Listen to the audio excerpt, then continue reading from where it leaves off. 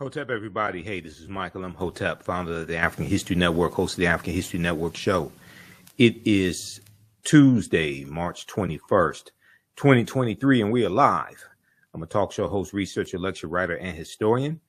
So I've talked about this topic before, and I'm going to talk about it on Faraji Muhammad show, The Culture, probably on Thursday of this week. And this deals with Black World War II veterans, African-American World War II veterans, and how they were discriminated against when it came to using the GI Bill. And the GI Bill changed the landscape in this country of who got to go to college. And it helped, it was one of the tools of the federal government that helped white people to create generational wealth. Okay.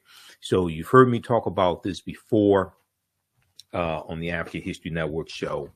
And I posted an article a couple of days ago dealing with how House Democrats are trying to get a new bill passed that would restore the GI Bill. So we'll discuss Black World War II veterans were discriminated against using GI Bill benefits while white veterans built wealth. House Democrats pushed to restore GI Bill to help benefit African-American families and families of Black World War II vets. So share this broadcast on your social media platforms. Invite your friends to tune in. Okay, so the 1944 GI Bill's promise was denied to 1 million Black World War II veterans due to racism.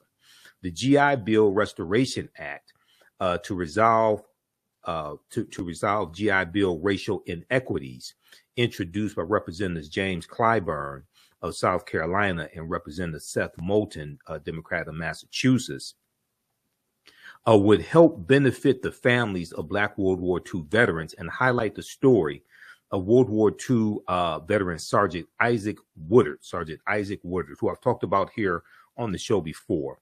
And he was an African-American sergeant who served in World War II, and he was honorably discharged. And he was beaten by a white police officer in South Carolina, and he was blinded as a result of the beating. Okay. And this, he was blinded in 1946, and the attack on Sergeant Isaac Woodard helped to fuel the modern day civil rights movement. All right. Now, this is one of the policies that would help repair the damage of 246 years of slavery, decades of Jim Crow segregation, redlining, housing discrimination, racism, segregation when it comes to home ownership, getting jobs, college tuition, bank loans, etc. Okay. So this is what we're going to discuss today. And also, we're celebrating the 13th year anniversary of the African History Network show. First broadcasted March 10th, 2010. This is the 13th year. This month is the 13th year anniversary of the African History Network show. So we're celebrating that as well. And you can help to support the African History Network, help us keep doing the research, stay on the air, keep broadcasting, pay some of the bills, etc. $ the AHN show through Cash App, $ the AHN show through Cash App. Also through PayPal, paypal.me/the AHN show. And then also at our website, TheAHNShow.com. Okay, so let's look at this. Let's look at this history lesson, and we'll talk about the current bill that is being reintroduced as well. So if we look at this article here from history.com, the official website of the History Channel, FDR signs GI Bill. FDR signs GI Bill. Okay. So this takes place towards the end of World War II, and it's right after D-Day in Normandy, June 6, 1944. If we look at this here, June 22nd, 1944, FDR signs GI Bill. On June 22nd, 1944, U.S. President Franklin Delano Roosevelt signs the GI Bill, which was an unprecedented act of legislation designed to compensate returning members of the armed forces, known as GIs. Okay, it stands for government issue, GIs, for their efforts in World War II. Now, as the last of the sweeping New Deal reforms, President Roosevelt's administration created the GI Bill, which was officially known as the Servicemen's Readjustment Act of 1944, the Servicemen's Readjustment Act of 1944. And his administration created this bill hoping to avoid a relapse into the Great Depression. And the Great Depression basically begins in 1929 when you had the stock market crash of October 1929, hoping to avoid a relapse into the Great Depression after World War II ends. President Roosevelt particularly wanted to prevent a repeat of what was known as the Bonus March of 1932, the Bonus March of 1932.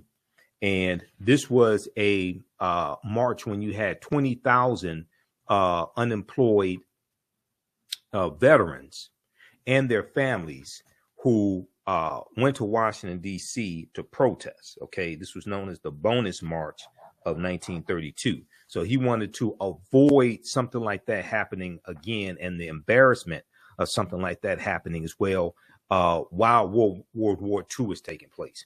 So the American Legion, which was a veterans organization, successfully fought for many of the provisions included in the GI Bill, which gave returning servicemen access to unemployment compensation, low interest home and business loans, and most importantly, funding for education.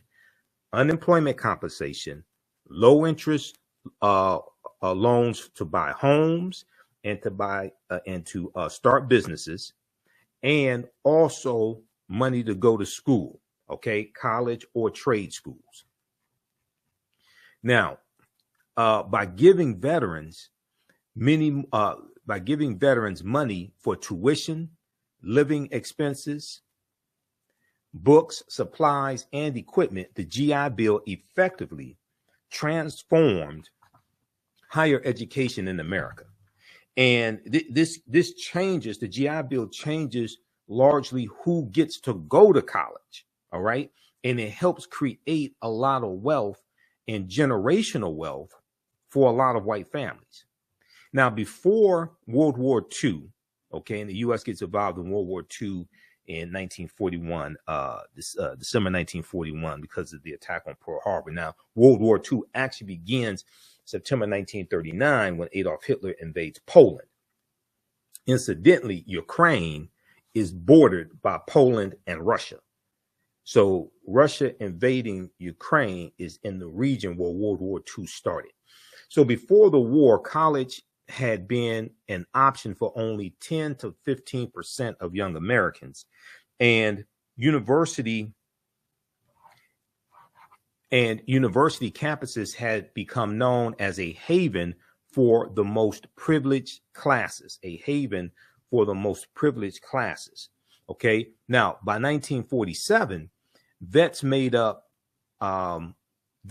half of the nation's college enrollment. Okay. So you're looking at basically like 2 years after World War II ends. Okay. Veterans make up half of the nation's college enrollment. Now, 3 years later, nearly 500,000 Americans graduated from college compared to 160,000 in 1939. So here we see government policy working to help people, working to help veterans, working to help their families, largely white people. Okay. So you have a lot of Republicans who say they're against socialism, but the GI Bill was funded by taxpayer dollars and funded by the government. Okay. But this is a type of socialistic program because you have many people contributing to pay for this who can't take advantage of the benefits. And this totally changes who gets to go to college. All right. So 1950, nearly 500,000 Americans graduate from college compared to only 160,000 graduating in 1939, basically before World War II starts. Now, as educational institutions opened their doors to this diverse new group of students, overcrowded classrooms and residences prompted widespread improvement and expansion of university facilities and teaching staffs. An array of new vocational courses were developed across the country, including advanced training in education, agriculture, commerce, mining, and fishing skills that had previously been taught only informally. Now, the GI Bill became one of the major forces that drove economic expansion in America that lasted 30 years after World War II. And when we saw the HR 40 hearing in August of 2019, that's around the 400th year anniversary of August 20th, 1619, when those 20 and odd Africans came into Virginia on the White Lion pirate ship. When we saw the HR 40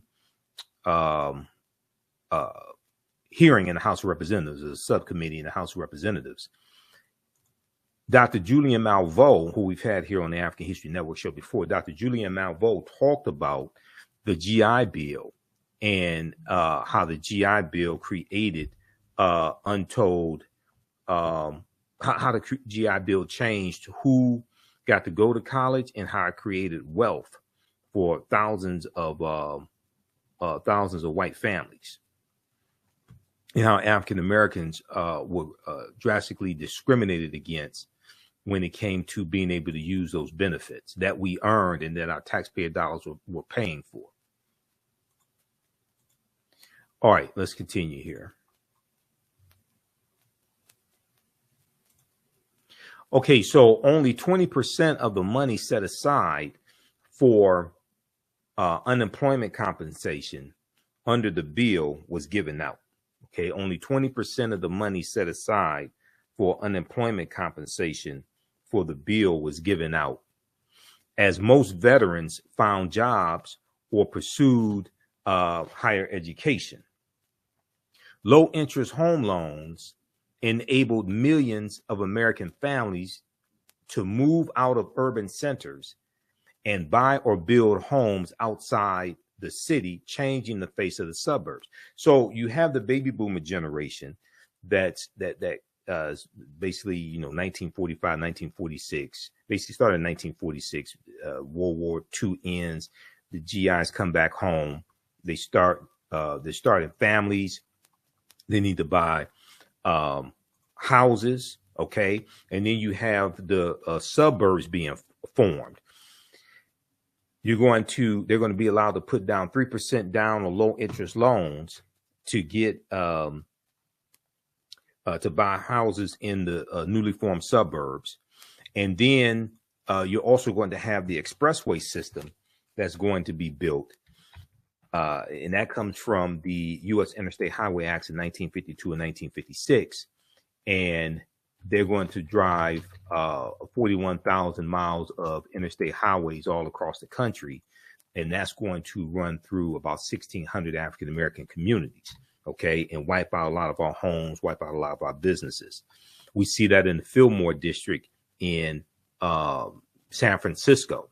Okay, 883 businesses wiped out, about 20,000 people displaced, and that they were largely African American. So there was an article that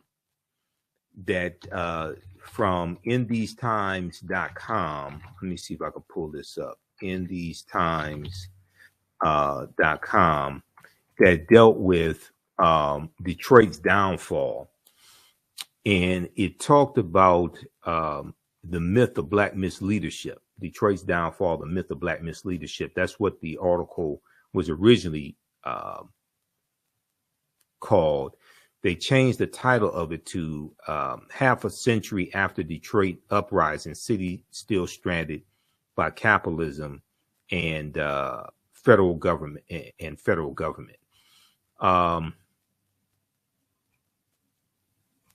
I think that, yeah, this is by Marilyn Katz for InTheseTimes.com. And one of the things she talks about in this article and the original one called The Myth of Black Misleadership, and it dealt with the city of Detroit. It talked about how when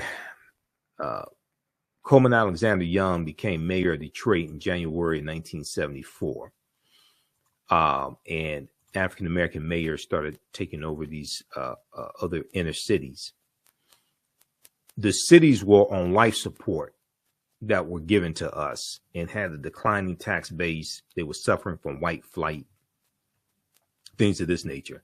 But they were the victim of federal government policies, So the name of this article, August 8th, 2013, a half century after Detroit uprising. They're talking about the Detroit Rebellion, 1967. Cities still stranded by capitalism and federal government. How federal policy and Big Otto drove black blight and white flight. How federal policy and Big Otto, the auto industry, General Motors, Ford, and Chrysler, drove black blight and white flight. This is from August 8th, 2013 by Marilyn Katz for InTheseTimes.com. And one of the things it talks about here is after World War II ends, okay? And they talk about the Great Migration, fueled by a population explosion during the late 1930s and 1940s, when tanks and airplanes for America's war effort rolled off the assembly lines. Detroit's population grew from 1.5 million people in 1930 to 1.8 million in 1950. And during the same period, thousands more came for the relatively low-skilled but high-paying union-protected jobs at places like Ford, Chrysler, Packard, and GM. However, by August 1967, Detroit had already lost more than 300,000 residents, equal to the population loss each decade since then. Okay, so they go through, talk about the auto industry and pushing for some of these policies. And then they talk about this here. White workers, okay, in 1950, Detroit was a white-dominated city. By 1970, more whites lived in the suburbs than in the city of Detroit. While ignited by the movement of auto jobs to the suburbs, this mass white exodus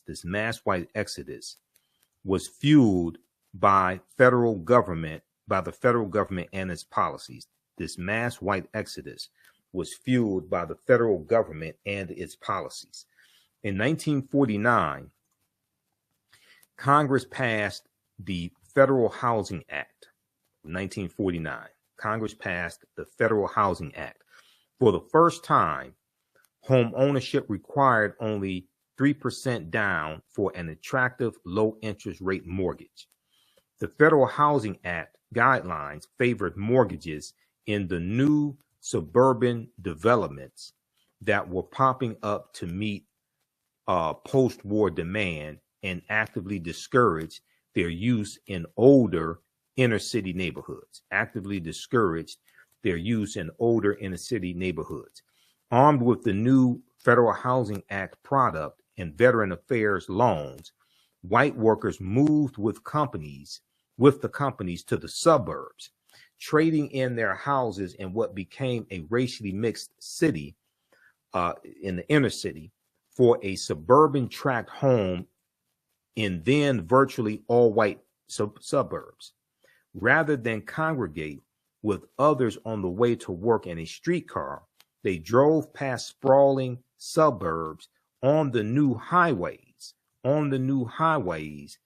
lobbied for by Big Otto and built at taxpayer expense. The expressways, the U.S. Interstate Highway Acts in 1952 and 1956 were lobbied for by the auto industry, General Motors, Ford, and Chrysler especially, and built with taxpayer dollars, and then demolished African-American homes and businesses And then we're being discriminated against when it comes to buying these homes in the newly formed suburbs with government programs like the Federal Housing Act of 1949, but then also the GI Bill.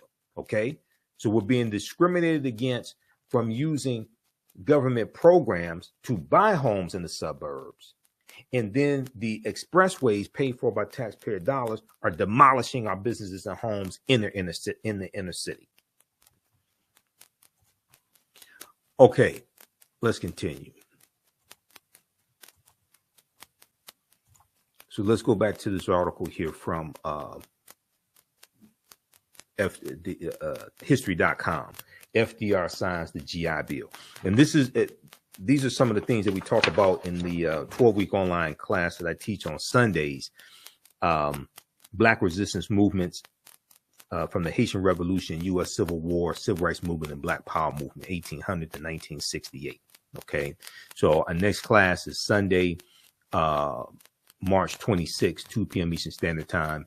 Visit our website, TheAHNShow.com, TheAHNShow.com, and you can register for that. That's a 12-week online class that I teach, and I teach the classes on we teach them on Saturdays and Sundays. Okay, Saturday it is 2 p.m. to 4 p.m. Saturday it is Ancient Kemet, the Moors, and the Ma'afa. Understanding the transatlantic slave trade, what they didn't teach you in school. And we deal with thousands of years of history and what leads up to the transatlantic slave trade taking place. And I'll just show you this. We have it right here on the homepage of our website, TheAfricanHistoryNetwork.com. So when you go to the website, it shows you the information about our radio show, Sundays, 9 p.m. to 11 p.m. Eastern Standard Time, the African History Network show. We have a PayPal, Cash App information there so you can support us. And then Ancient Kemet, the Moors, and the Ma'afa, Understand the Transatlantic Slave Trade. Next class is Saturday, March 25th.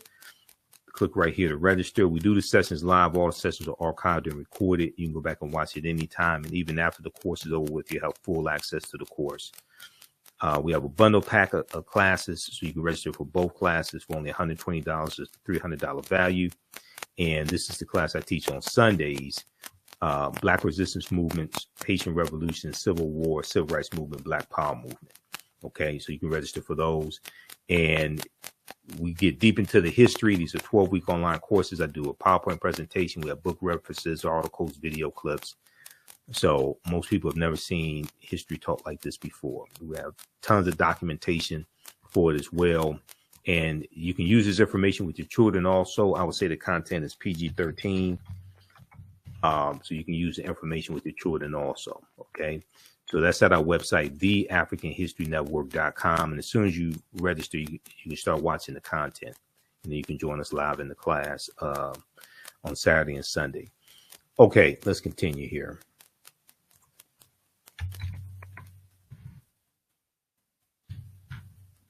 All right, let's go back to, I want to go back to the article here dealing with the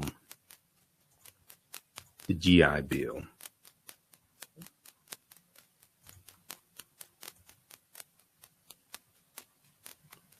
All right, let's see here.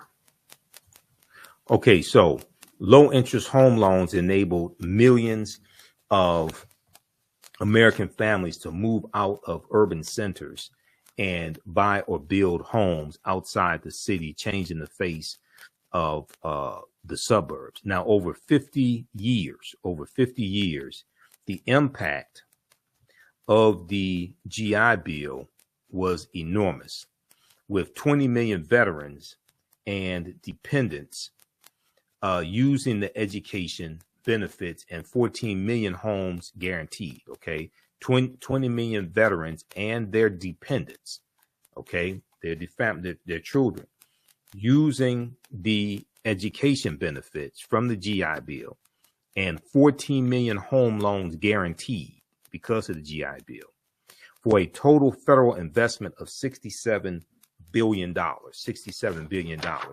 Among the millions of Americans who have taken advantage of the GI Bill are former presidents George H.W. Bush, the father, George H.W. Bush,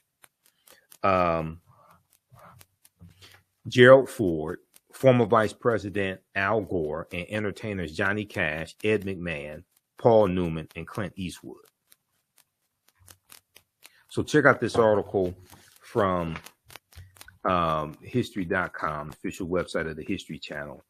This is This Day in History, June 22nd, 1944, FDR signs the GI Bill. Okay, now I want to go to, if you have questions about the class, email us at TheAHNShow at TheAfricanHistoryNetwork.com. We can help you. TheAHNShow at TheAfricanHistoryNetwork.com. All right, now, secondly, I want to go to this other article here. Now, this also ties into when we look at the discrimination when it comes to the GI Bill. This also ties into a history of redlining, okay? A history of redlining. And redlining was created by the federal government right around 1937.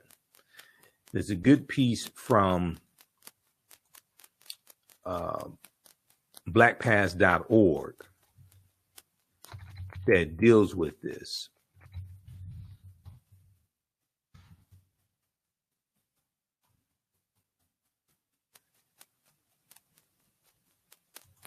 Let's see, let's pull up this piece from blackpast.org. And this deals with understanding government policy. So when we talk about repairing the damage of a legacy of 246 years of slavery, decades of Jim Crow segregation, redlining, housing discrimination when it comes to getting bank loans, home loans, funding to go to college, etc., you have to change those laws and policies that were put in place that discriminated against us. Just cutting the check doesn't address that, okay? Because those laws and policies that maldistributed wealth, power, and resources and continue to inflict harm, those policies will still be in place if you don't correct them. You have to correct those laws and policies that maldistributed the wealth, power, and resources. One of them is dealing with the GI Bill. Just giving cash payments doesn't address that harm, because the laws and policies will still be in place. And after you spend the money's gone, and you're still being hurt by those policies. That's why we have to have comprehensive reparations, okay? Not just cash payments. Cash payments can be part of overall comprehensive repairing of the damage, or restitution, or correcting structural inequities, because we need to take the term reparations out of the discussion and just focus on the policies that we need to get, the policies that we want in place. Just focus on that, as opposed to talking about reparations, because then reparations gets attacked, because then it's associated with slavery and things like this. What we really should do is push the policies that we need to be in place to repair the damage and correct the harm that was done, and then deal with a history of those laws and policies. And you can trace that back to slavery, as opposed to the focus being on slavery. The focus should be on present day structural inequities and how to correct that, because that is a legacy of slavery. Okay, redlining, 1937. This is from blackpast.org. Redlining refers to a discriminatory pattern of disinvestment and obstructive lending practices that act as an impediment to home ownership among African Americans and other people of color. Okay, banks use the concept to deny loans to homeowners. Banks use the concept to deny loans to homeowners and would-be homeowners who lived in these neighborhoods. This in turn resulted in neighborhood economic decline, and withholding and the withholding of services or their provision at an exceptionally high cost. The origin of the term redlining stems from the policies developed by the Homeowners Loan Corporation, which is a government program. The Homeowners Loan Corporation, created in 1933 by the President Franklin Delano Roosevelt administration to reduce home foreclosures during the Great Depression, and then institutionalized by the 1937 U.S. Housing Act, which established the Federal Housing Association, FHA, the Federal Housing Association. Now, federal housing agencies, including the Homeowners Loan Corporation and the Federal Housing Association, determined whether areas were deemed unfit for investments by banks, insurance companies, savings and loan associations, and other financial companies. The areas were physically demarcated with red shaping on a map. Okay, they drew red lines around areas in the inner city where African Americans live. Okay, and green lines around out in the suburbs. In contrast, zones which were to receive preferential lending status were marked in green shading, and intermediate areas in blue shading. Often these decisions were arbitrarily based on the area's racial composition, rather than the income levels. While the practice was almost universal before 1968, the Civil Rights Act passed that year, which is the Fair Housing Act of 1968, which was as a result of the modern day civil rights movement. The Civil Rights Act passed that year theoretically outlawed redlining, okay, but it's going to take another 20 years before it's really enforced. Nonetheless, its impact was felt long after that date. In a series of Pulitzer Prize winning articles, which appeared in 1988 under the title The Color of Money, the Atlanta Journal-Constitution reporter Bill Dedman, D-E-D-M-E-N, described how Atlanta, Georgia banks still discriminated by the racial designation of neighborhoods, how Atlanta, Georgia banks still discriminated by racial designation of neighborhoods. His article illustrated how these banks were nearly twice as likely to lend to homeowners and prospective home buyers in low-income white neighborhoods as compared to affluent African-American areas, okay? Banks were nearly twice as likely to lend to homeowners and prospective buyers in low-income white neighborhoods as compared to affluent African-American areas. As a consequence of redlining, government program, originally, neighborhoods that local banks deemed unfit for investment were left undeveloped or in disrepair. Attempts to improve these neighborhoods with even relatively small business scale ventures were commonly obstructed by financial institutions that continued to label the underwriting as too risky or simply rejected them outright. When existing businesses collapsed, new ones were not allowed to replace them, often leaving entire blocks empty and crumbling.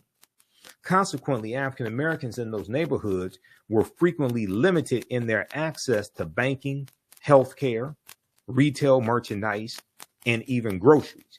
Now, these are examples of the harm that was done by a lot of government programs and how we are still dealing with the effects of that harm today. So when we talk about repairing the damage of these laws and policies and how it still shows up in structural inequities today, this is what we're talking about. So it was laws and policies that put us in this predicament. is going to be laws and policies to take us out of this predicament, as one of my teachers, Dr. Claude Anderson, correctly states. You have to understand the history of how all this was shaped. This is after slavery ends. And the GI Bill is one of the most significant pieces of government legislation that helped create those structural inequities. Okay, one notable exception to this, and still is the proliferation of liquor stores and bars, which seemingly transcended the area's stigma of financial risk. Redlining also led to an appreciable dearth or lack of employment opportunities in these neighborhoods, as prospective small-scale employers were disinclined to locate there. Crime often followed in the wake of these declining neighborhoods, making further investment less likely. These developments created a cycle which seemingly justified the initial redlining practices. Okay, so check this piece out here from blackpast.org called Redlining, 1937. Give some background history on redlining. Okay, and this came from the U.S. federal government. All right, now, then also we can look at this piece, this other piece here. This is from National Public Radio, NPR.org, A Forgotten History of How the U.S. Government Segregated America. A Forgotten History, hold on, let me pull this up. A Forgotten History of How the U.S. Government Segregated America.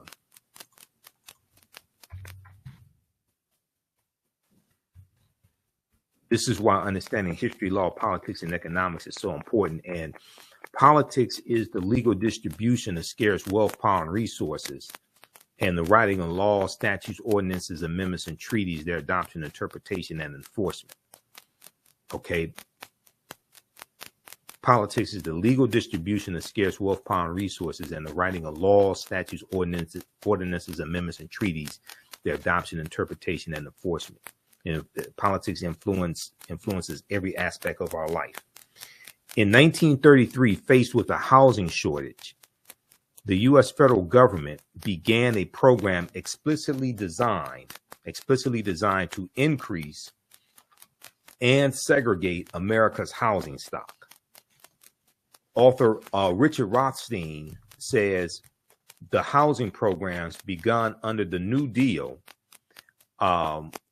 so the New Deal is roughly right around 33, 34 through 1944, 1945. The GI Bill was the last bill in the New Deal. Okay. Author Richard Rothstein says the housing programs begun under the New Deal were tantamount to a, quote, state-sponsored system of segregation, end quote, a state-sponsored system of segregation. The government's efforts were primarily designed to provide housing to white middle class, lower middle class families, he says.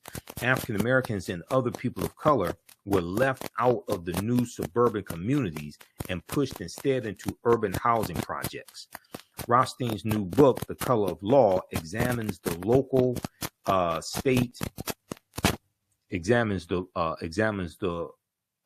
local, state, and federal housing policies, that mandated segregation. He notes that the Federal Housing Administration, which was established in 1934, furthered the segregation efforts by refusing to insure mortgages in and near African-American neighborhoods, a policy known as redlining. At the same time, the Federal Housing Administration, FHA, was subsidizing builders who were mass producing entire subdivisions for white people, with the requirement that none of the homes be sold to African Americans. Okay, so you have restrictive covenants, and restrictive covenants were in clauses written into the deeds that these homes could only be sold to white people. They could not be sold to African Americans. These were restrictive covenants. Now they're going to be made illegal. Restrictive covenants are going to be made illegal by the Fair Housing Act of 1968. But you still have homes today that have those clauses in their deeds. Okay, so read the rest of this article here. A forgotten history of how the U.S. government segregated America. So this is all dealing with laws and policies.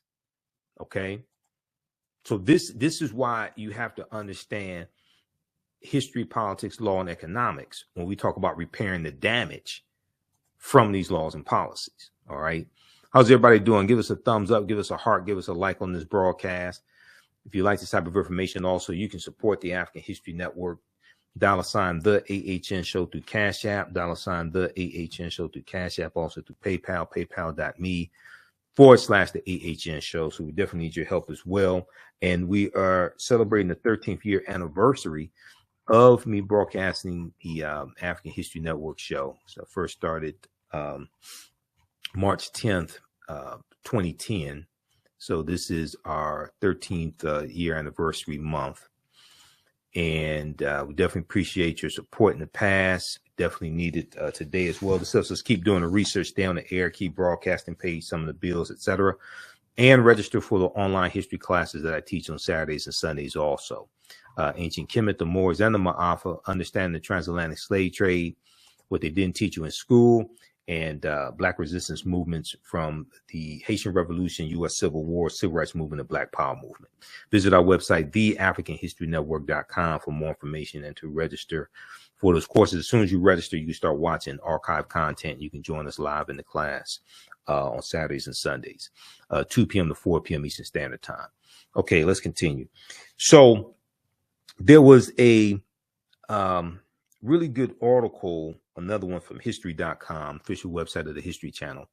Now, this deals with how the GI Bill's promise was denied to a million Black World War II veterans. And we know they're going to be 1.2 million Black World War II veterans, African-American World War II veterans.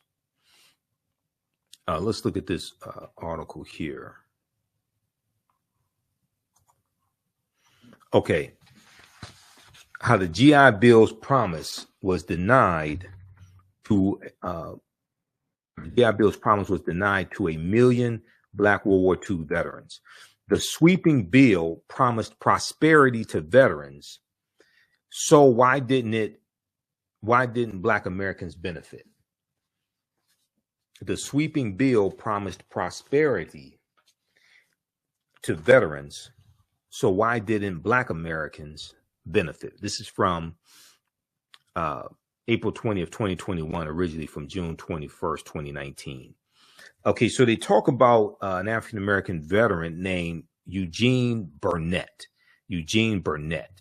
And he and his wife wanted to buy a home in Levittown in New York. And Levittown is known for racial discrimination, not letting African Americans live there historically. And it was in 1949, he and his wife wanted to buy one of the new homes being built in Levittown. And he was ready to settle down in a larger home with his family.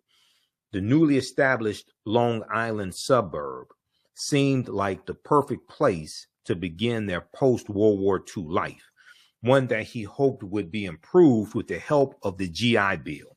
Okay, the Servicemen's Readjustment Act, signed into law June 22nd, 1944 by President Roosevelt. And the GI Bill was a piece of sweeping legislation aimed at helping World War II veterans like Eugene Burnett prosper after World War II. But when he spoke with a salesman about buying the house using a GI Bill guaranteed mortgage, the door to suburban life in Levittown slammed firmly in his face. The suburb was not open to African-American residents. Eugene Burnett's wife, Bernice, recalled this incident and said, quote, "It was as though it wasn't real. Look at this house. Can you imagine having this? And then for them to tell me because of the color of my skin that I can't be part of it." Now, the Burnett's were not the only African Americans for whom the promise of the GI Bill turned out to be an illusion. Though the bill helped white Americans prosper and accumulate wealth, in the post-war years, it did not deliver on that promise for veterans of color, especially African Americans. In fact, the wide disparity in the GI Bill's implementation ended up helping drive growing gaps in wealth, education, and civil rights between white and African Americans. Now, while the GI Bill's language did not specifically exclude African American veterans from its benefits, it was structured in a way that ultimately shut doors for 1.2 million African American veterans who had bravely served their country during World War II in segregated ranks, bravely served their country during World War II in segregated ranks. So there was a fear of Black advancement from this government policy by some Southern segregationists, okay? And this changes how the benefits in the GI Bill are going to be distributed. Okay, let's look at this here. And give us a thumbs up, give us a heart, give us a like on this broadcast. How's everybody doing? Follow us here on our Facebook fan page, The African History Network, and our YouTube channel, Michael Imhotep, IMHOTEP. Turn on live notifications so you know when we go live. Subscribe to our channels, please, also. All right, let's continue. How you all like this type of information? Okay, now when lawmakers began drafting the GI Bill in 1944, some Southern Democrats feared that returning Black veterans would use public sympathy for veterans to advocate against Jim Crow laws. Use public sympathy for veterans to advocate against Jim Crow laws to make sure that the GI Bill largely benefited white people. The Southern segregationist Democrats drew on tactics they had previously used to ensure that the New Deal helped as few African Americans as possible. Now, also, this is before the party realignment completes in about 1968 as well. After 64, when Barry Goldwater, senator from Arizona, runs against Lyndon Johnson for president, and Barry Goldwater loses. Then in 1968, when Richard Nixon, who ran for president in 1960 against John F. Kennedy, when Richard Nixon runs for president in 68, and he runs on the platform of law and order. And this is a backlash to the civil rights movement, the Black Power movement, the rebellions that are taking place across this country. He runs on that platform. There's a backlash to advancement of African Americans. By 1960, 2/3 of African Americans had switched from the Democratic Party to the Republican Party. And this goes back to 1928 and what's known as the Lily White Movement of 1928, which was an effort by Republicans to push African Americans out of the Republican Party and appeal to Southern segregationist Democrats in 5 former Confederate states to get them to vote for Herbert Hoover in the 1928 presidential election against Al Smith, who was a moderate Democrat from New York. This was known as a Southern strategy, okay? This was known as a Southern strategy. And it worked. Herbert Hoover became president. And the Republicans were, who had been the party of Lincoln, okay, Republicans who have been the party of Lincoln. And we know that the Republican Party is going to be founded in 1854 by groups of abolitionists and, some members of the Whig Party, because the Whig Party, WHIG, was dying out by 1954. And this was a direct backlash. The forming of the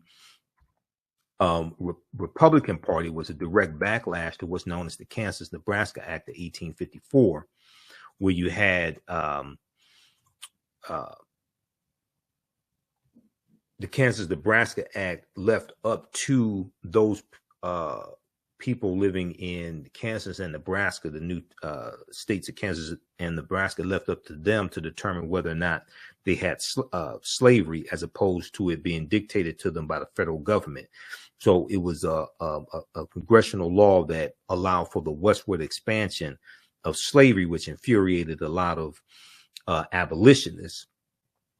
And this caused a backlash, and the Republican Party is going to be formed by groups of abolitionists to push for the abolition of slavery and be a counter to the Democratic Party at the time, which was heavy in the South. This piece here from house.gov, history.house.gov, and house.gov is the official website of the U.S. House of Representatives.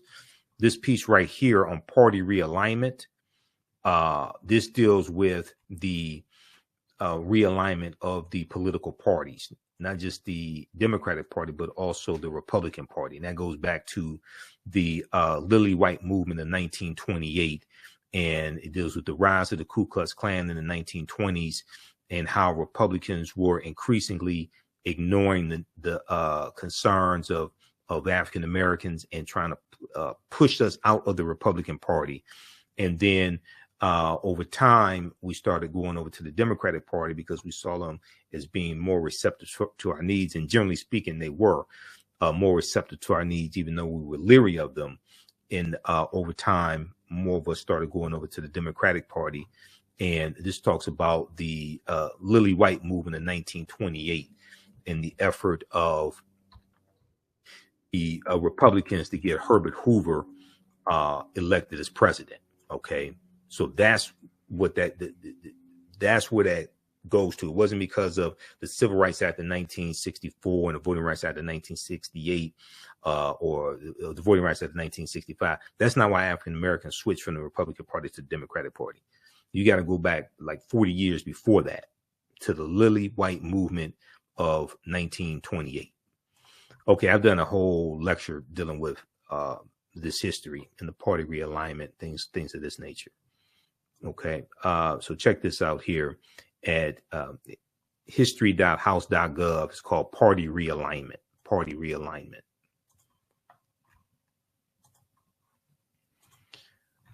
All right, let's continue.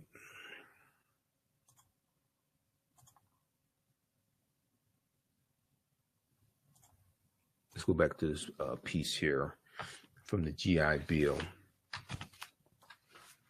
Okay, so to make sure that the GI Bill largely benefited white people, the Southern segregationist Democrats drew on tactics they had previously used to ensure that the New Deal helped as few black people as possible, During the drafting of the law,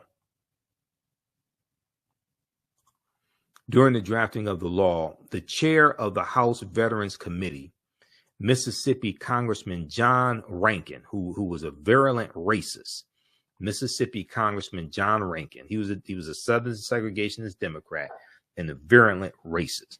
Okay, and you had the Northern Democrats who were, generally speaking, more moderate. Then you had the Southern segregationist Democrats, also known as Dixiecrats. Okay, many of them. And then 1947. So, for instance, 1947, 48 presidential election. the Democratic Party, generally speaking, they ran on a more pro-civil rights agenda. You had Strom Thurmond, who was a Southern segregationist Democrat, who ran as a Dixiecrat for president also. Okay, he lost, thank God. He lost. But because of this, and then you deal with President Harry Truman, and President Harry Truman desegregating the armed forces in 1946. Okay, we'll talk about that because that came after Sergeant Isaac Woodard was beaten by a police officer. World War II veteran Sergeant Isaac Woodard was beaten by a police officer, and he was blinded in the attack by a police officer, a white police officer. So during the drafting of the GI Bill, the chair of the House Veterans Committee, Mississippi Congressman John Rankin, played hardball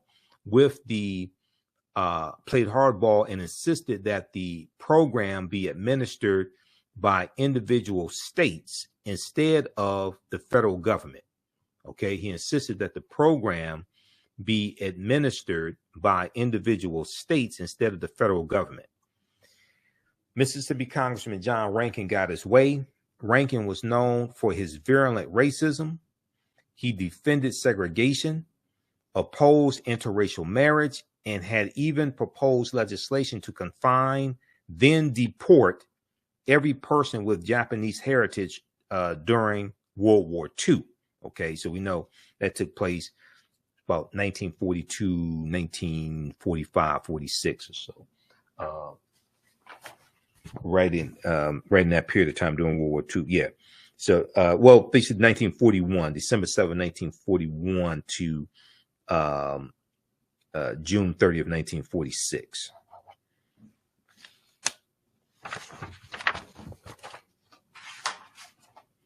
All right. Now, when the bill came to a committee veto, John Rankin stonewalled the bill in an attempt to gut another provision that entitled all veterans to $20 a week on unemployment compensation for a year.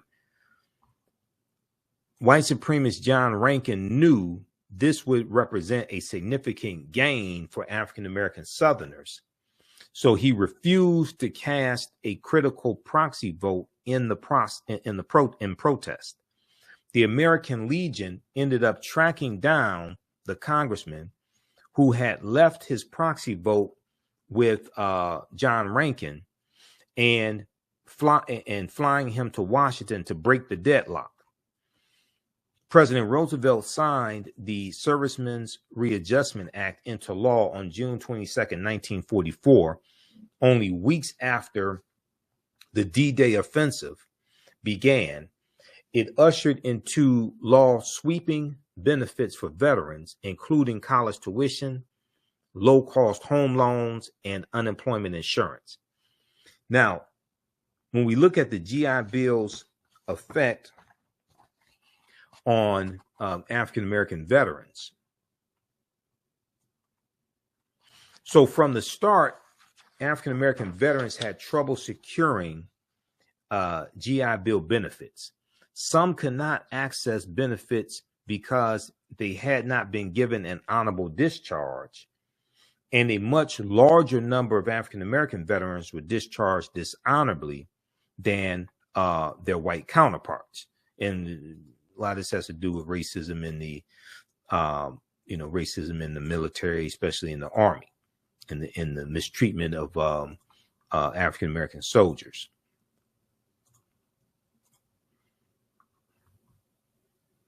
All right, let's continue. And a much larger number of Black veterans were discharged dishonorably than white counterparts. Now, veterans who would qualify could not find facilities that delivered on the bill's promise. Like for education facilities. Black veterans in vocational training program at a segregated high school in Indianapolis were unable to participate in activities related to plumbing, electricity, and printing because adequate equipment was only available to white students. Okay, Black veterans in a vocational training program at a segregated high school in Indianapolis were unable to participate in activities related to plumbing, electricity, and printing because adequate equipment was only available to white students. So this gets into getting beyond just the bill, but the capacity of institutions to be able to fulfill what the bill offers, to have the equipment, to have the capacity, to have the number of classrooms, to have the number of professors or teachers, to be able to handle the influx of students coming in. It's one thing to have a bill that says we're going to allow this amount of funding to go to school, things like that. That's good. But the institutions also have to have the capacity to be able to handle the influx of students that are coming because of the bill. That requires more funding.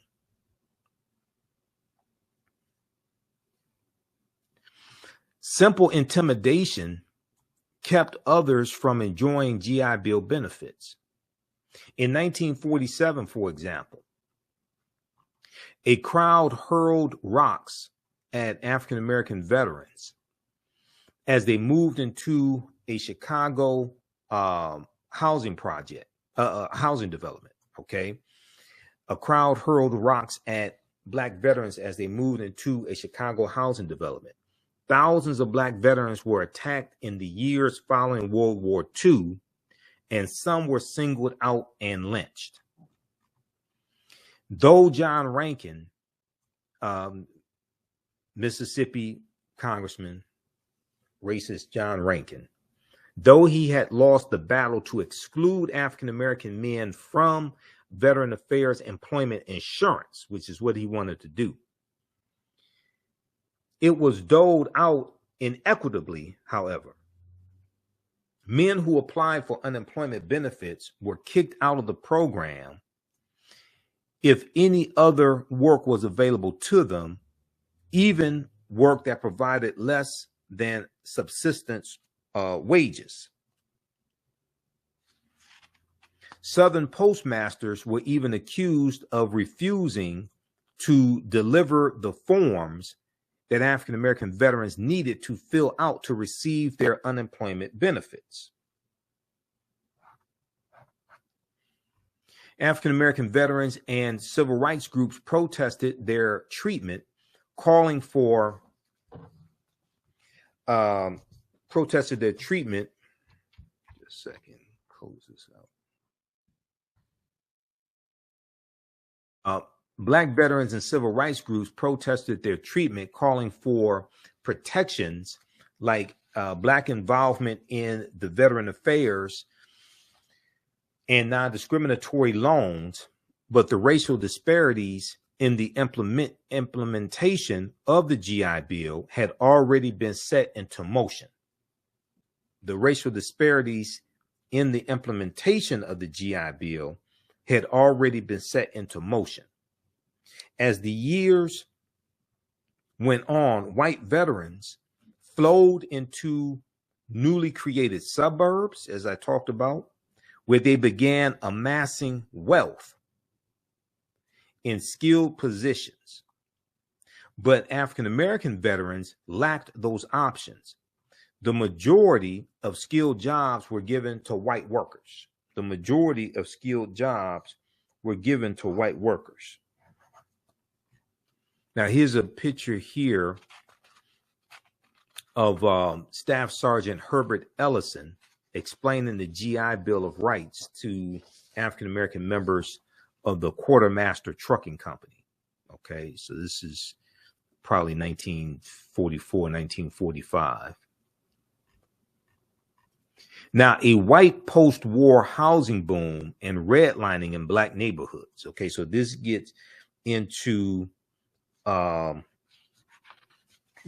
I was talking about dealing with redlining.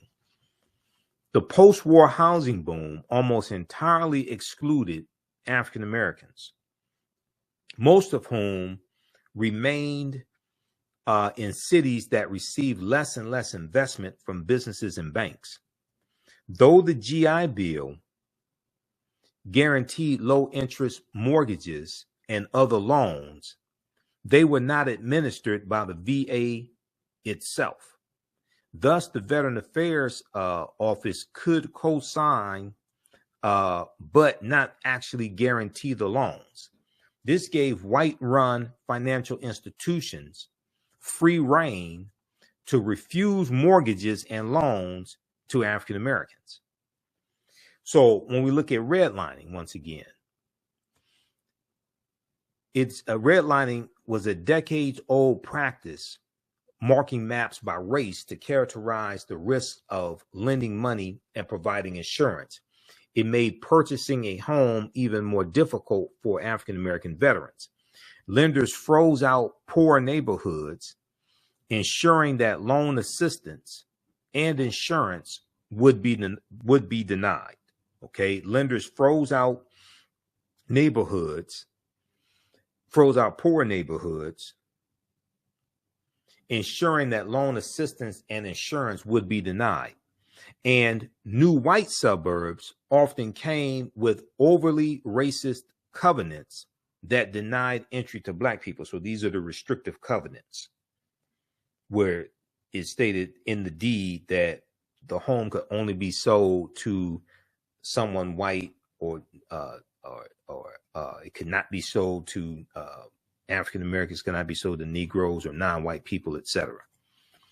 So to give you an example, in 1947, only 2 of the more than 3,200 Veteran Affairs guaranteed home loans in 13 Mississippi cities went to black borrowers. Not 2%, but 2. Okay, in 1947. Now, see, this is a legacy of slavery. This is why it's important to focus on the laws and policies that brought about these structural inequities that brought us to today.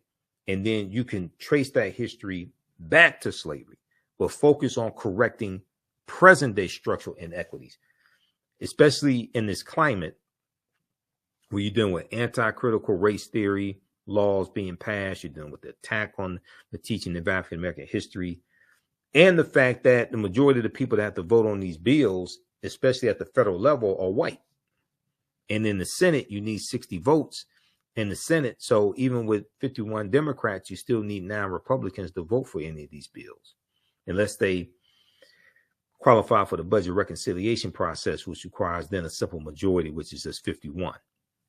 But most of these bills, you need 60 votes for, including the George Floyd Justice and Policing Act. You need 60 votes for that. And then you're dealing with the coup plotter Republicans controlling the House of Representatives. Okay. And you only have 212 Democrats in the House, basically 212. So you need 6 Republicans to vote for any bill to get it passed in the House. If all the Democrats vote for a bill, you're going to need 6 Republicans to vote for it. And you're going to need, Speaker of the House of Representatives, punk ass Kevin McCarthy, to bring it to the House floor for a debate and a vote, because he's a Speaker of the House, so he controls which bills come to the floor for a debate and a vote, and the bill would have to be voted out of committee in the first place, and Republicans control all the committees in the House of Representatives. Okay, because they have more seats in the House because of the 2022 midterm elections. All right, now, in 1947, Okay, so basically 2 years after World War II ends, only 2 of the more than 3,200 Veteran Affairs guaranteed home loans in 13 Mississippi cities went to African American borrowers. Only 2 out of 3,200. Quote, these impediments were not confined to the South, end quote, notes historian Ira Katznelson. He said, quote, in New York and the northern New Jersey suburbs, fewer than 100 of the 67,000 mortgages insured by the GI Bill supported home purchases by non-white people. Fewer than 100 out of 67,000.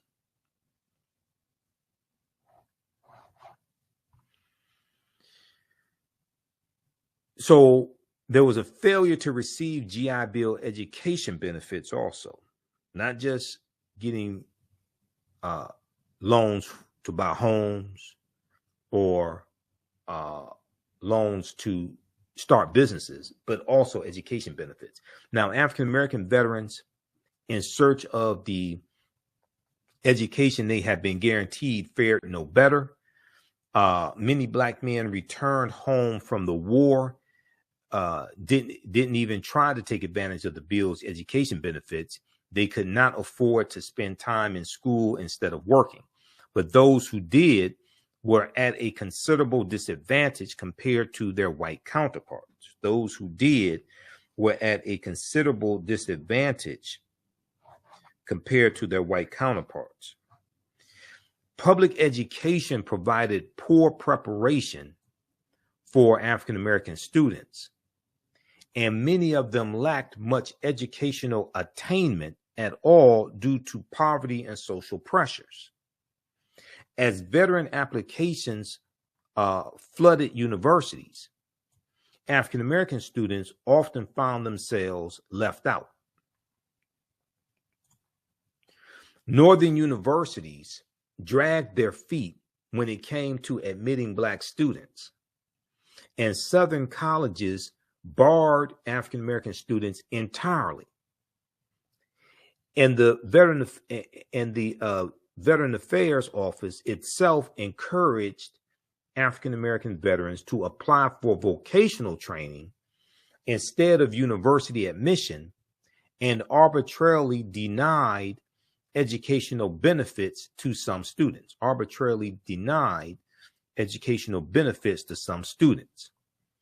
Now, this is a picture here, veterans lining up for a last day rush to get counseling on GI Bill educational courses at the New York Regional Office Veterans Administration on July 25th, 1951.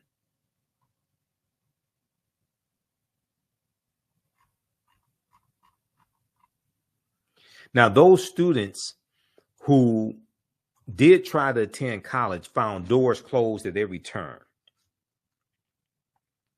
A full 95% of Black veterans were shunted off to Black colleges, institutions that were underfunded and overwhelmed by the influx of new students.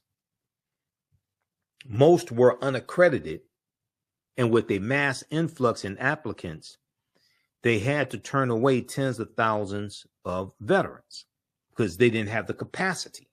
This goes to capacity building.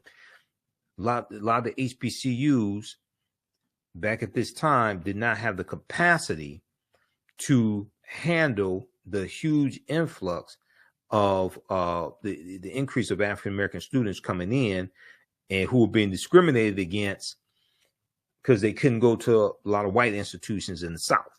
Okay, the ones who were fortunate enough to be able to get some type of funding to go to school, the HBCUs didn't have the capacity to handle those numbers. Quote, though Congress granted all soldiers the same benefits theoretically, writes historian Hillary Herbold, Herbold, quote, the segregationist principles of almost every institution of higher learning effectively disbarred a huge proportion of Black veterans from earning a college degree. Now, the GI Bill of 1944 is one of the main pieces of legislation after slavery that's cited as largely contributing to the racial wealth gap. Now, the original GI Bill ended in July 1956. By that time, nearly 8 million World War II veterans had received education or training, and 4.3 million home loans were handed out worth $33 billion. Okay, nearly by 1956, nearly 8 million World War II veterans had received education or training, and 4.3 million home loans went out to World War II veterans worth $33 billion, okay, had been handed out. But most African-American veterans have been left behind. As employment, college attendance, and wealth surged for whites, disparities with their African-American counterparts not only continued, but widened. Disparities with their African-American counterparts not only continued, but widened.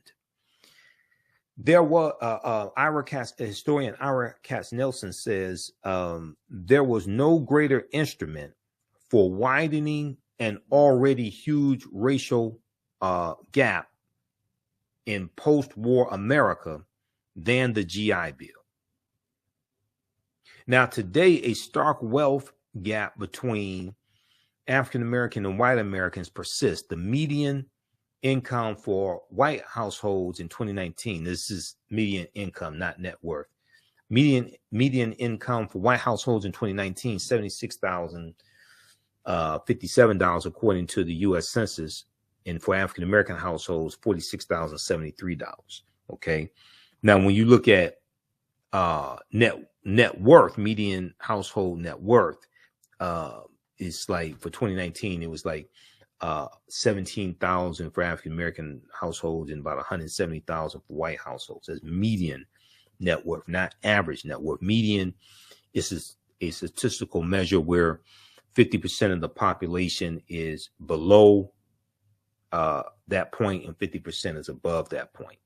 Check out this article here from history.com, official website of the History Channel, how the GI Bill's promise was denied to 1 million Black World War II veterans. Okay, that's at history.com.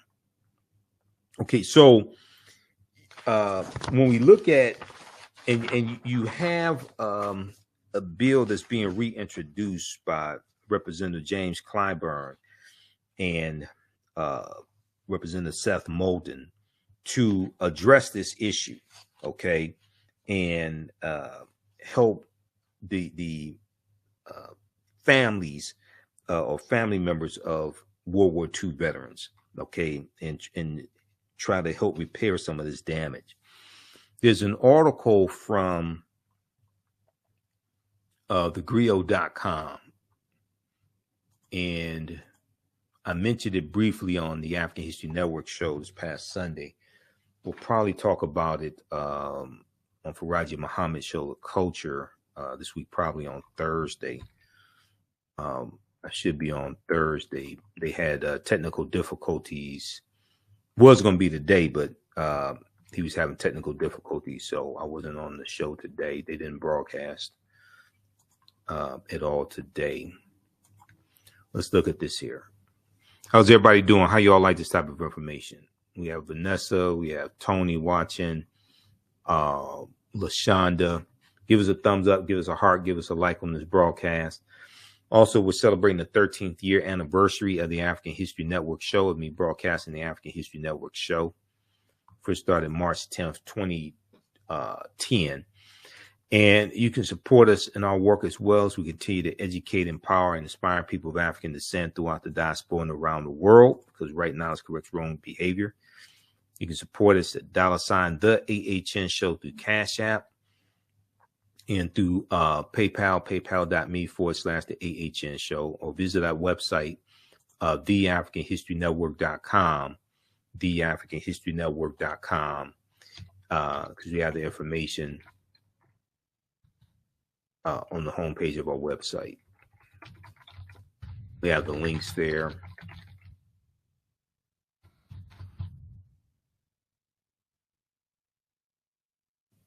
All right, yes, because we have the information around the homepage of our website. Okay, let's continue here.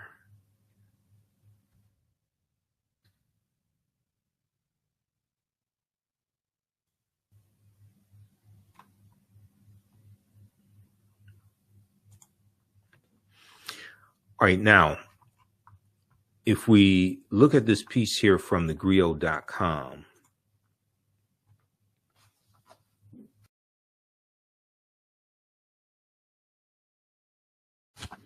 House Democrats reintroduce GI Bill to help Black veterans and descendants receive overdue benefits.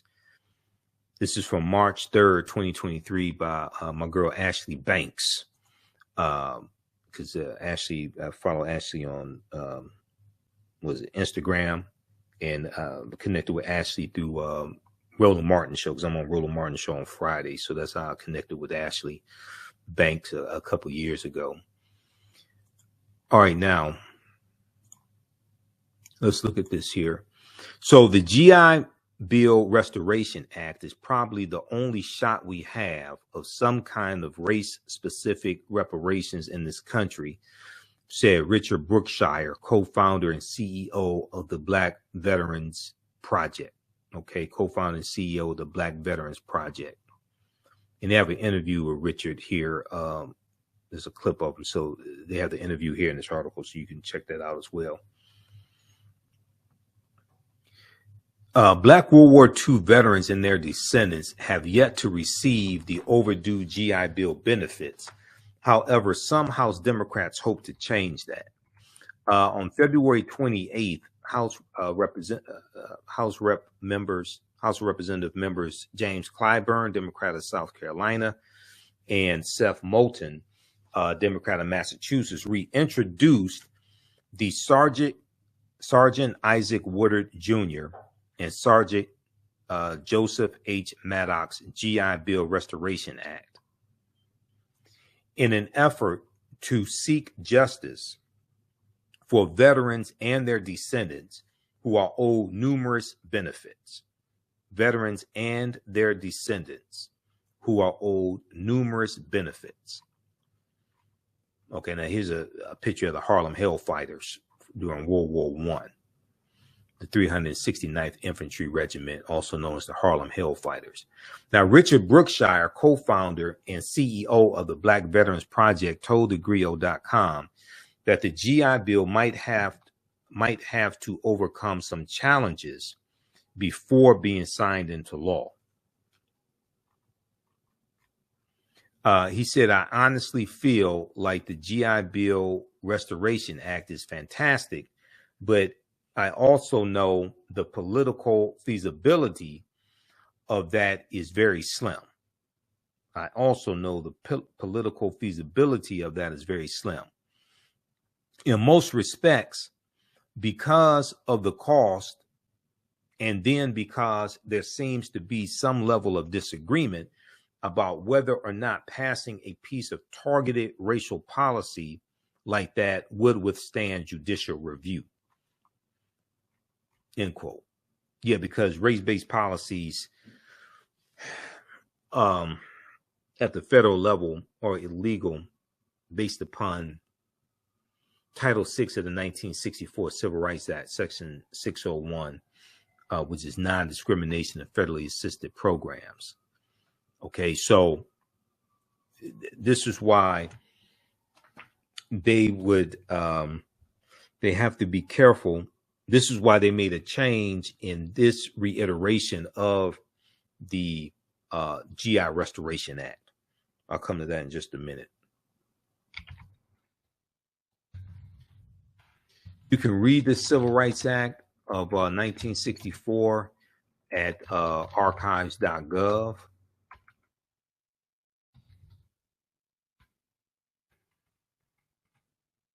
See, archives.gov, which is the U.S. National Archives, as well as loc.gov.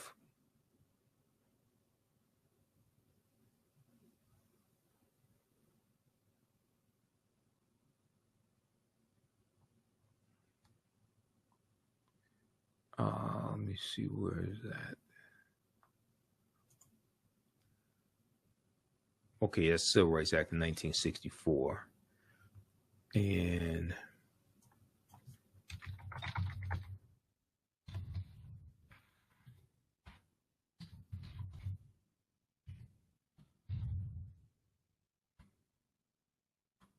okay, well, we'll have to pull that up here.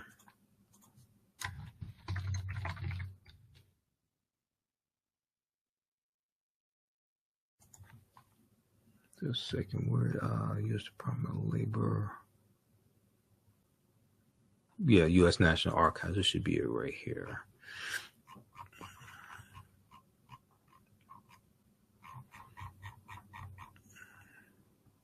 Okay, U.S. National Archives. This is archives.gov.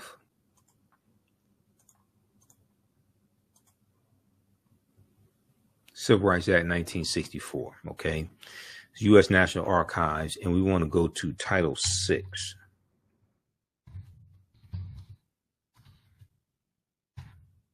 Non-discrimination of federally assisted programs. Section 601. No person in the United States shall, on the ground of race, color, or national origin, be excluded from participation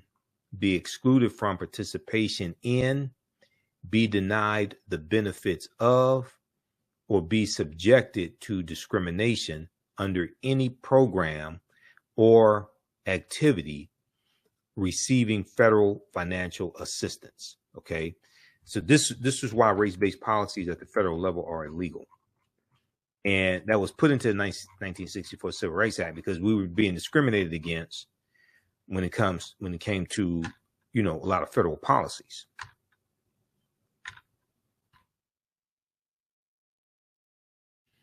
That's Title VI of the 1964 Civil Rights Act, non-discrimination in federally assisted programs. That's Section 601. So you can check that out at archives.gov. Okay, let's continue here.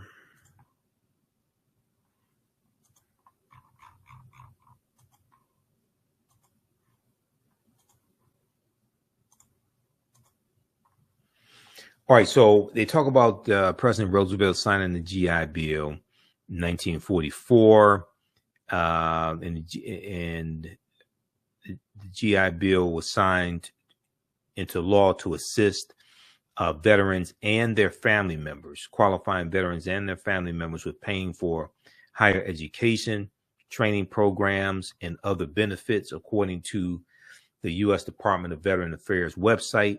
Yet many African-American veterans did not receive any benefits after putting their life on the line for the United States. Quote, these Black veterans who served their country, who died, whose families are still trying to recoup, and they can't even get the benefits from what they deserved only because they were Black. It's a shame and disgrace, said Lee. Representative Barbara Lee. She recently spoke to thegrill.com and called it a disgrace, how the African American veterans were treated. She said the Black veterans who serve their country, who died, whose families are still trying to recoup, they can't even get the benefits from what they deserved only because they were Black. It's a shame and a disgrace. She's also running for a U.S. Senate in California in the 2024 election. Now, this latest measure was named after Sergeant Isaac Woodard and Sergeant Maddox to honor the two black sergeants who faced discrimination in the U.S. after serving in World War II. On February 12, 1946, just hours after being honorably discharged from the United States Army, a South Carolina police officer violently assaulted 26-year-old Isaac Woodard and left him permanently blind. President Harry Truman was so horrified by the ordeal that on June 26, 1948, he issued an executive order to desegregate the armed forces, Time magazine reported. Okay, so this deals with, I want to go to this other article here from the Washington Post. And this deals with the beating of Sergeant Isaac Woodard in 1946. February 12, 1946, this right here. A black World War II veteran was beaten and blinded, fueling the civil rights movement, A new documentary explores how Isaac Woodard changed America. Now, this is from March 31st, 2021, okay, by Deneen L. Brown for the Washington Post. She writes some really good articles for the Washington Post. Okay, now here's Sergeant Isaac Woodard after he was beaten. Okay, World War II veteran Isaac Woodard after he was blinded in an assault by police. This picture's from the Library of Congress. In February of 1946, Sergeant Isaac Woodard, a decorated black soldier just returning from World War II, rode a Greyhound bus heading home to South Carolina. Sergeant Isaac Woodard had just been honorably discharged from the Army and was still wearing his uniform, and he asked the bus driver to stop so that he could use the restroom. The driver reluctantly pulled over, calling Sergeant Isaac Woodard boy. Woodard, who had just returned from more than 3 years of military service in the Pacific, stood up for himself and other African-American veterans, telling the driver not to talk to him like that. He said, "I'm a man just like you." At the next town, which was Batesburg, South Carolina, the white driver of the Greyhound bus called the police. The Batesburg police chief pulled Sergeant Isaac Woodard off the bus and immediately began beating him, plunging a blackjack into each of Sergeant Isaac Woodard's eye sockets and blinding him. This is the white police chief there in Batesburg, South Carolina. Okay, now Sergeant Isaac Woodard was taken to jail, where he would later explain that someone poured whiskey on him to say that he had been drunk. He spent the night in excruciating pain. The next morning, he was taken to court and ordered to sign papers that he could not see or read. A new documentary, which came out in 2021, right around March, April 2021, a new documentary called The Blinding of Isaac Woodard, directed by Jamila Ephron, E-P-H-R-O-N, and narrated by Andre Holland, premiered Tuesday on American Experience on PBS. The documentary explores the story of Isaac Woodard's life and how the beating fueled the civil rights movement and changed the trajectory of U.S. history. Okay, now let's see. If we continue here, I'm going to skip over some of this. The documentary uncovers how a single individual can be the spark that ignites a movement and creates a seismic shift in public opinion, said Camille George, the film's executive producer. Although his name is little known today, Sergeant Isaac Woodard's story change hearts and minds and the law of the land, because this is going to lead to the desegregation of armed forces. Okay, now 2 months after Sergeant Isaac Woodard was blinded, he traveled to New York City, where he met with Walter White, Executive Secretary of the NAACP. The NAACP's legal team, led by Thurgood Marshall, had been looking for civil rights cases that could dramatize the impact of Jim Crow laws, lynchings, white supremacy, police brutality, and racial violence committed against people, against African Americans, racial violence committed against Black people. And here's a picture of Thurgood Marshall. This is from 1958, outside the U.S. Supreme Court. Now, hundreds of African American veterans have been attacked, and an unknown number were lynched. The NAACP offices were filled with harrowing reports of African American veterans lynched. One Black veteran had been murdered for casting a vote in a primary. In July of 1946, 4 Black people, including George W. Dorsey, a distinguished veteran who had served in World War II in the Pacific and North Africa, were beaten, tortured, fatally shot, and hanged from Moore's Ford Bridge in Walton County, Georgia, in what is called the last mass lynching in America. What is called the last lynching in America. This is July 1946, okay, in Walton County, Georgia. They were hung from the Moore's Ford Bridge. Jamila Efron, the film's director, okay, of the blinding of Isaac Woodard, she says so many people did not survive their encounters with police officers. Here, someone had survived. Isaac Woodard's face bore the evidence of the crime committed against him, end quote, she said. Now, unlike so many other African-American veterans who have been lynched, Isaac Woodard lived to tell his story. The NAACP was able to use Isaac Woodard to galvanize people, Jamila Efron said. Isaac Woodard traveled the country on a speaking tour. A benefit concert headlined by Billie Holiday, Woody Guthrie, and Duke Ellington was organized to raise money for Isaac Woodard. Heavyweight champion Joe Louis co-chaired the concert. Now, Sergeant Isaac Woodard took the stage speaking in a low voice. The audience of more than 20,000 people fell silent. He said, I spent 3.5 years in service. I spent 3.5 years in service of my country and thought I would be treated as a man when I returned to my country. But that was a mistake, he said. Now, Sergeant Isaac Woodard's story resonated. More than 900,000 African-American men fought in World War II. It's about 1.2 million fought in World War II.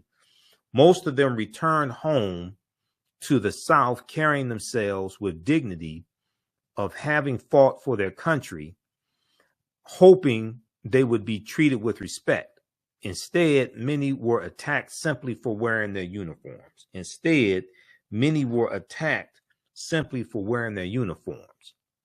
Now, Jamila Efron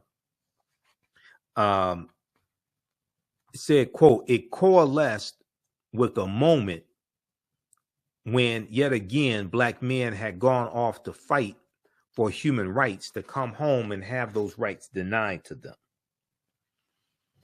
It reached a tipping point amongst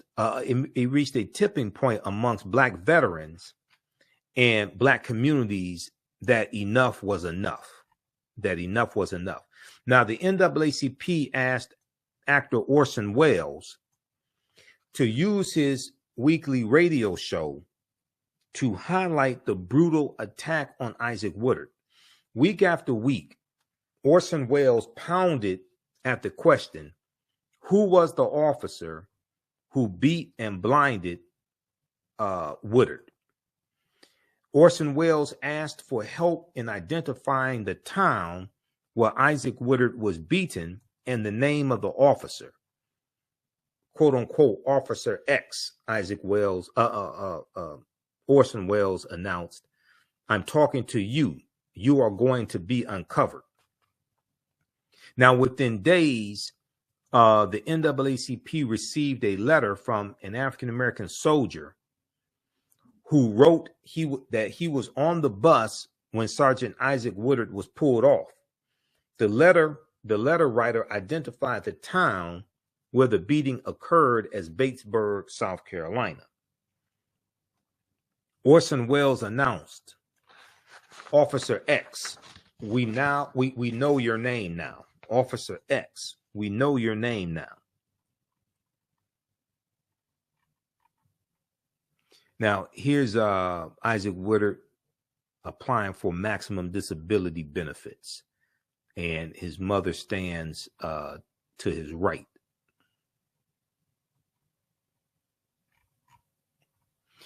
So on September 19th, 1946, Walter White of the NAACP led a delegation of civil rights leaders to meet with President Harry Truman to urge him to work to pass anti-lynching legislation. Okay, we know federal anti-lynching legislation did not pass until 2022, and it was signed into law by President Joe Biden. That was the Emmett Till anti-lynching bill. When Walter White realizes Harry Truman isn't going to move forward, according to the PBS documentary, he tells the president, also a veteran, who he tells the president, and Truman was also a veteran, the story of Isaac Woodard, and Harry Truman was enraged. Quote, he had taken this meeting with civil rights leaders reluctantly and was prepared to brush them off, Jamila Efron said. When Harry Truman heard about the police attack on Woodard, President Harry Truman said, quote, my God, I didn't know it was this bad. We've got to do something, Jamila Efron said. Now, the next day, President Harry Truman ordered his attorney general to bring federal charges against Batesburg police officer Chief Linwood L. Shull, S-H-U-L-L. Okay, Linwood L. Shull, who was charged with violating the civil rights of Sergeant Isaac Woodard by blinding both of his eyes.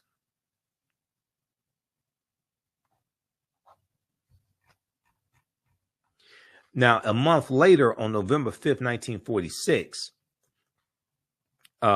Police Chief Linwood L. Shull, his trial began in Columbia, South Carolina. The trial was presided over by Judge Waities, W-A-T-I-E-S, Waring, the son of a Confederate soldier. Okay, Judge J. Waities Waring, W-A-R-I-N-G. He was the son of a Confederate soldier. During the trial, and now South Carolina is where the Civil War started also, by the way, April 12, 1861. Now, during the trial, Isaac Woodard testified that he was pulled off of the interstate bus on the night of February 13th, 1946 in Batesburg, South Carolina. Shull was waiting for him at this bus door, he said, and struck him before he could say anything, according to a 1946 United Press news article. Quote, two war veterans, a Negro and a white, who were discharged at Augusta the same day as Isaac Woodard and rode on the bus with him, testified that the Negro was not drunk and had not created a disturbance. The all-white jury deliberated only 15 minutes before acquitting Police Chief Linwood L. Shaw. Okay, can you believe that? This is South Carolina. This is, racist South Carolina in 1946. They deliberated for 15 minutes before acquitting the white police chief. Quote, Judge Waring and his wife are appalled at the blatant miscarriage of justice. According to PBS, Waring would devote the rest of his career to the fight against racism. The Warings become the targets of threats and violence. Now, on December 5th, 1946, a month after the trial ended, President Harry Truman signed an executive order creating the President's Committee on Civil Rights. On June 28, 1947, President Harry Truman accepted the invitation from the NAACP's Walter White to speak at the organization's annual convention. Okay. He said there's no justifiable reason for discrimination because of ancestry or religion or race or color. He said we cannot any longer await the growth of a will to action in the slowest state of the most backward community. Our national government must show the way, end quote. Now, a month later, on July 26, 1946, President Harry Truman signed executive orders 9980 and 9981, racially integrating the U.S. military and the federal government workforce. Racially integrating the U.S. military and the federal government workforce. And this is going to, especially the federal government workforce, this is going to allow more African Americans to get employed in the federal government and create more upward mobility, especially in subsequent years, like after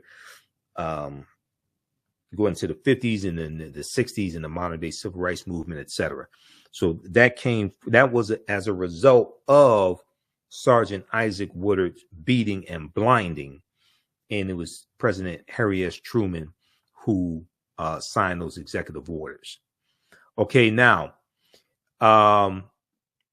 if we look here if we go back to the article here from thegrio.com, I want to give you some background history on Sergeant Isaac Woodard, because this bill that's being proposed is partly named after him. Now, according to a press release from Representative James Clyburn's office, Sergeant Maddox was medically discharged from the Army after sustaining an injury. Upon his return to the U.S., he was accepted into Harvard University. However, he was denied tuition assistance. Okay, that's Sergeant Joseph H. Maddox. However, he was denied tuition assistance. The NAACP and Veteran Affairs office advocated on Sergeant Joseph Maddox's behalf to ensure justice was served. Representative James Clyburn's office further highlighted the racial disparities that occurred after President Roosevelt signed the GI Bill into law. He talked about in 1947, only 2 of more than 3,200 home loans administered by the Veteran Affairs Office in Mississippi cities, it was 13 Mississippi cities, went to African-American borrowers. Roughly, Representative Clyburn said roughly 19% of white World War II veterans earned a college degree compared to just 6% of black veterans, end quote. And then he said, black veterans sacrificed for this country because they believed in the promise of justice and equality for all. Yet while the original GI Bill led to decades of prosperity for post-World War II America, this prosperity was not extended to the black service members, end quote. Now, Richard Brookshire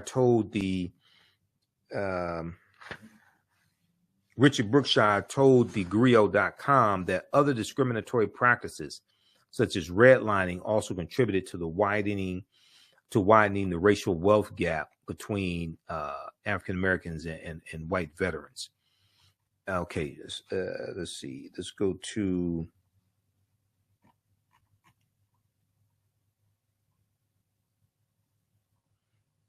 And now for the GI Bill Restoration Act to move forward, it must be passed in the House of Representatives, and then it has to be passed in the Senate before it can be signed into law. Brookshire told Degrio.com, the GI Bill is probably the only way, the only shot, the GI Bill Restoration Act is probably the only shot we have of some kind of race-specific reparations in this country, and I think it should pass in full. All right, now, February 28th, I think it was February 28th, February 28th, 2023, Representative James Clyburn and Seth Moulton were on Morning Joe on MSNBC, okay? And I want to go to that clip here. How's everybody doing? We'll go to that clip here in just a minute. All right, how's everybody doing? Ali Garrett said, he said every time the Democrats propose a bill to help Black Americans or other minorities, women and the poor, the Republicans just block it, and anybody who is not a heterosexual white man gets no help in America. That's why Republicans have to be taken out of power, and you got to get to so Democrats have to take back control of the House of Representatives. And I'm neither Democrat nor Republican, but I sure as hell ain't stupid.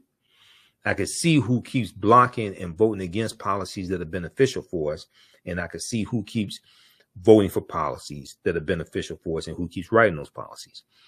And that's why Democrats have to take back control of the House of Representatives. But also you need to get like 54, 55 Democratic senators so that you can do a carve out to the filibuster in the Senate, or change the filibuster and go back to a talking standing filibuster. Okay, because as it stands now, you have to get 60 votes to get any of these bills passed, unless it's dealing with federal judges. Okay, you have to get 60 votes, and federal judges or U.S. Supreme Court judges, unless it's dealing with judges. And trying to get 60 votes is a tall order in the Senate. All right, now I want to go to this clip here. This is from Morning Joe, and Representative James Clyburn and Seth Moulton are talking about the bill that they are reintroducing. Also, if you like this type of information, you can support the African History Network. $ the AHN Show through Cash App, $ the AHN Show through Cash App, also through PayPal, paypal.me/the AHN Show. And we also have the information on the homepage of our website. And this is our official Cash App account, $ the AHN Show. There's some fake African History Network Cash App accounts out there that I'm still trying to get shut down. This is ours. Our tag is $ the AHN Show, SHOW. When you go to it, it'll say Michael. Make sure my picture there also. These other ones are fake African History Network Cash App accounts. I've identified 5 of them, and they're using versions of our Cash App tag, and they've been stealing money from us. Okay, so it's creating a huge problem. So we have the information right here on the homepage of our website also, and you can just click on our link. And it has our QR code as well for Cash App here. And we have the link for PayPal also. All right. I want to go to this clip here from Morning Joe, where they explain this bill and why it's so important. More than 2 years ago, we spoke with Democratic Congressman Seth Moulton of Massachusetts and Jim Clyburn of South Carolina about a push to restore the GI Bill originally signed into law back in 1944. Right now, they're reigniting those efforts in the new Congress. And join us to discuss that push. It's great having you guys here. Jim, how's it go? Always great to see you, Jim. How's it going? Going very well. Thank you very much for having us this morning. It's always good to hang out with this Joe as well. Yeah, exactly. And how are the efforts for the new GI Bill going? Well, we just reintroduced it for the second time. Seth and I did it last Congress, and we did not get far with it. But, you know, I'm from the area of the country that says, if at first you don't succeed, try and try again. So we're going to make another effort in this Congress, and hopefully we'll get some traction on this bill. It's much needed and worthwhile. Robinson, explain to us exactly what your bill would do and who it would help. Well, if you look at what happened after World War II, many soldiers came back having won a tremendous victory, and a lot of those soldiers were African Americans who fought to win that war on the promise of America. But when they got home, the GI Bill was put in place to basically to educate them, to give housing to them so they could get reestablished back in their communities.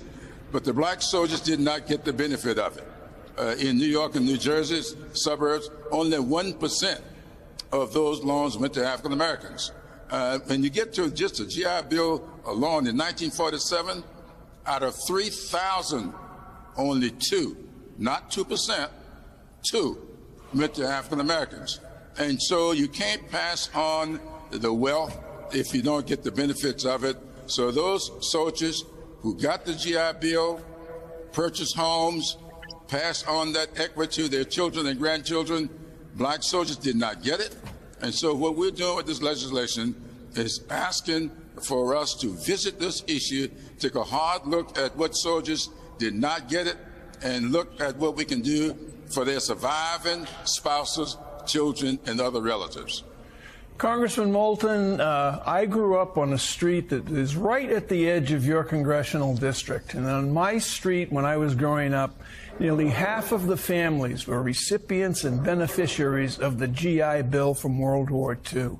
So my question to you, and with Congressman Clyburn there as well, my question to both of you, but start with you, Congressman Moulton, what can we do to publicize, to make known more widely the fact of those benefits of the GI Bill that can be accrued now to people who have been fighting our wars for nearly 20 straight years?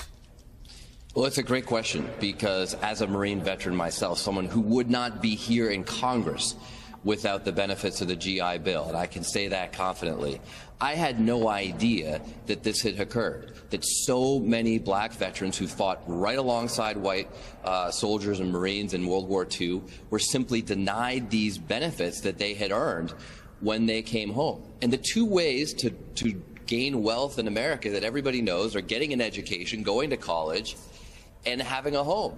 Those were denied to so many black veterans. But it was actually a Marine in my office who heard about this, brought it to my attention, and that's why I wrote this bill. And when I looked for the first co-sponsor, I looked to the moral leader of our caucus and our Congress, Jim Clyburn, so we can get it across the finish line. We're not doing this because it's politically easy. We're doing it because it's the right thing to do. Then, Congressman Clyburn, what do you have to say about making this more widely known? Well, I think that we have to keep these kinds of efforts going, and we have to put a face on it. Sergeant Maddox, who did not get educational benefits up at Harvard because they did not want to set a precedent. Sergeant Woodard down in South Carolina, who had his eyes punched out by a deputy sheriff and was blinded for the rest of his life in his uniform, coming home from World War II. We've named this legislation after these two sergeants, and we think that their children and their descendants, many of whom I've met and have interacted with, we can get this across the finish line if more people knew that this had occurred. Just think about the Tuskegee Airmen and the glory that we've given to them. Yet, they have to be heroes in World War II. Many of them were denied the GI Bill, and we want to rectify that. That is from February 28th, 2023. House Dems push to restore GI Bill to help benefit families of Black World War II vets. Okay, and we'll post the link here to that video also here on the thread of the broadcast.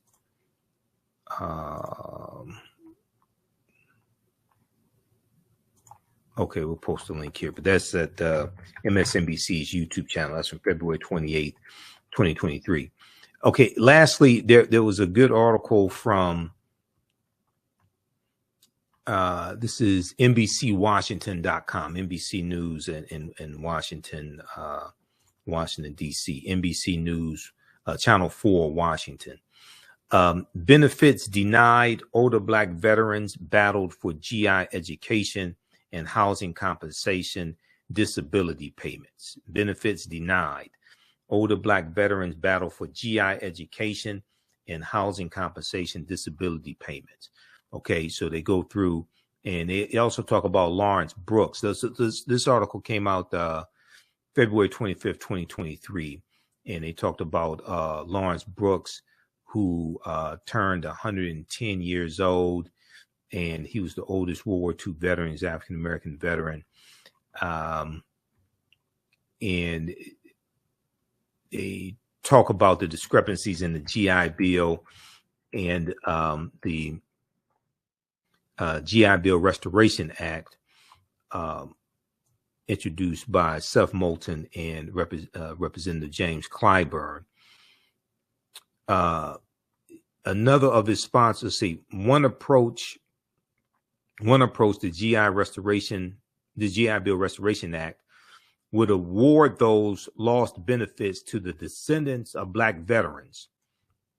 It was introduced in Congress in 2021, but with the price tag of $70 billion, as estimated by one of his sponsors, a Democratic Representative Seth Moulton of Massachusetts, it faltered. Another of his sponsors, James Clyburn of South Carolina, has vowed to reintroduce it to honor veterans who fought for America, for American freedoms, but he doubts the bill will pass in the newly Republican-controlled House of Representatives. In the meantime, Representative James Clyburn is supporting a compromise that might have a better chance of passing. It would make home loans available to descendants of all veterans, regardless of race, who did not receive them. It would make home loans available to descendants of all veterans, regardless of race, who did not receive them. And rather than education benefits paid by the federal government, it would provide no money down, low interest home loans backed by the Department of Veteran Affairs. Quote, these were the people who made sacrifices to guarantee these freedoms, James Clyburn said, and they ought to be treated fair. Okay, so read the rest of this article here. It's kind of a lengthy one from NBC Channel 4, Washington, NBCWashington.com. Benefits denied. Older Black veterans battle for GI education and housing compensation, disability payments. This is from February 25th, 2023. It was updated February 27th, 2023. All right, so check out that article from NBC Washington. Also, it's a rather lengthy article. If you like this type of information, if you like this type of history, be sure to register for the online history classes that I teach on Saturdays and Sundays. Okay, so Saturday 2 p.m. to 4 p.m. Eastern Standard Time is Ancient Kemet, the Moors, and the Ma'afa. Understanding the transatlantic slave trade, what they didn't teach you in school. We deal with thousands of years of history and what leads up to the transatlantic slave trade taking place. I do a PowerPoint presentation. We have book references, articles, video clips. I'll share some excerpts of interviews I've done with various African-centered scholars like Professor Kabahaya Watha Kamene and Ranoko Rashidi, because I've interviewed a lot of these scholars over the years, 13 years I've been doing the African History Network show. So I have a huge archive of interviews that I've done. And then even after the course is over with, you still have access to the full class, and you can watch on demand as much as you want to. The class is on sale $80, regularly $130.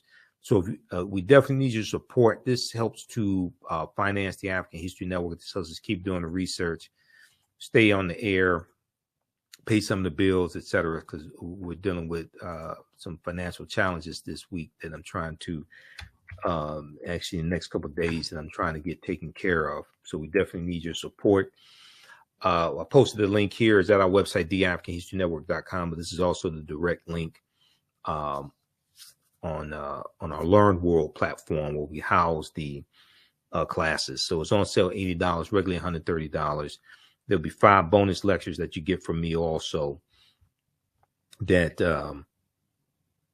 will be in the video library, 5 of my lectures. And then on Sundays, 2 p.m. to 4 p.m. Eastern Standard Time, I teach Black resistance movements from the Haitian Revolution, Civil War, Civil Rights Movement, Black Power Movement. Okay, that's 2 p.m. to 4 p.m. Eastern Standard Time also. And we deal with history from 1800 to 1968. We start out with the Haitian Revolution and the Louisiana Purchase of 1803, because those two events are related, and they're going to lead to, those are going to be some things that lead to the Civil War taking place also. So same price structure for that, same format in the class. Now we have a bundle pack where you can register for both classes for only $120. That's a $300 value. Okay. If you've taken any of my classes in the past, any of my online classes in the past, email me at TheAHNShow@TheAfricanHistoryNetwork.com. Email us at TheAHNShow@TheAfricanHistoryNetwork.com. And you'll get a 50% discount on the bundle pack of courses. Okay, you get a 50% discount on the bundle pack of courses. Email us at AHNShow@TheAfricanHistoryNetwork.com. Now, also on Saturday, I'm doing a free lecture, a free online lecture at our online school dealing with great African women in history, the mothers of civilization. We know March is Women's History Month and Black Women's History Month. So 12 noon to 1:30 p.m. we'll do Great African Women in History, the Mothers of Civilization. This is part 2. I did part 1 this past Saturday. That's a free online lecture that you can register for also. We have the information right on the homepage of our website, TheAfricanHistoryNetwork.com.